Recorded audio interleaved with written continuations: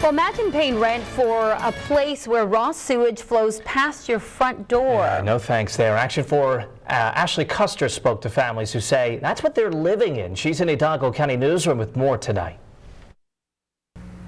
Action 4 News launched an investigation after a concerned citizen reached out to us about families living in deplorable conditions near Donna. And what we found was so shocking, the Hidalgo County Environmental Health Department is now stepping in. The last 7 years has been a nightmare for Dalila Rodriguez. We're not animals, we're people. My children are American citizens. They have the right to live here, live better, because we're paying for rent.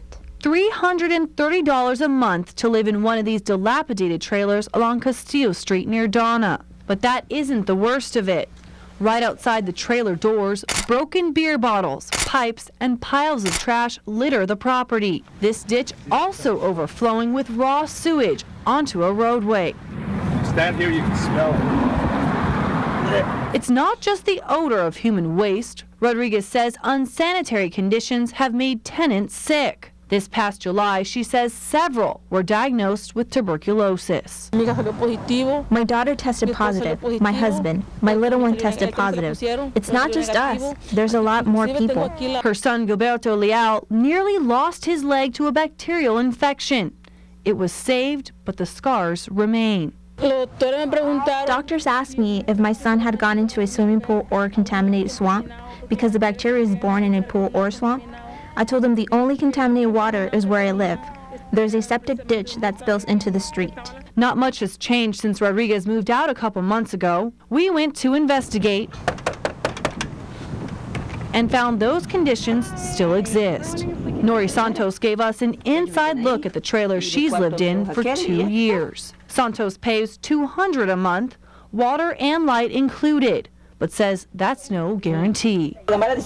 We told her you need to fix things. The bathroom, the sink, and for instance, like today, there's no water, not even to wash our hands. Santos says she's taken her concerns to her landlord, but says her concerns have gone ignored. It's something Rodriguez says she's all too familiar with. She told us to pay rent, that's it. If we asked her to fix the ditch, she told us to leave. If you don't like it, leave. My name is Ashley. I work with Channel 4. Action 4 News took their concerns to Rosita Perez. The woman tenants claim is their landlord. Perez denies renting out the trailers long term and tells us the housing is only a temporary solution she's offered in order to help these people get back on their feet. They gave me $20, $30, but they really didn't pay me. That's the money we used to pay the water and the electricity. Perez quickly changed her response when we told her the Rodriguez family said they paid $330 a month. No, she never paid us $300. $200? Yes, $200.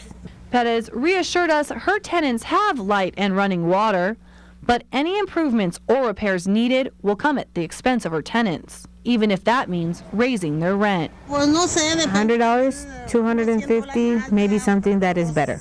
Shocked at what we uncovered, we put a call into the Hidalgo County Planning and Environmental Health Department to get answers. Issues with substandard water and wastewater are again disease, and that's the whole reason behind the colonial prevention laws that were enacted. The county discovered several families living on 1.5 acres of land. When Arredondo says there should only be 3 to avoid the risk of septic malfunction and overflow.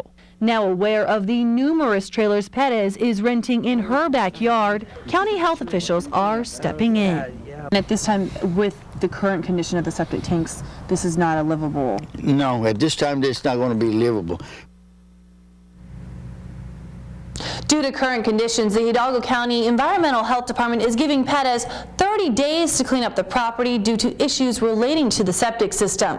That also allows her current tenants to have the opportunity to find another place to live. In the Hidalgo County Newsroom, I'm Ashley Custer, Action 4 News. Well, the county planning department says while it has yet to make out to the property that is and still needs to review the tax history of the lot, it plans to report this case to the Attorney General for further investigation. You can take a closer look at the story. Sound off on our website, valleycentral.com.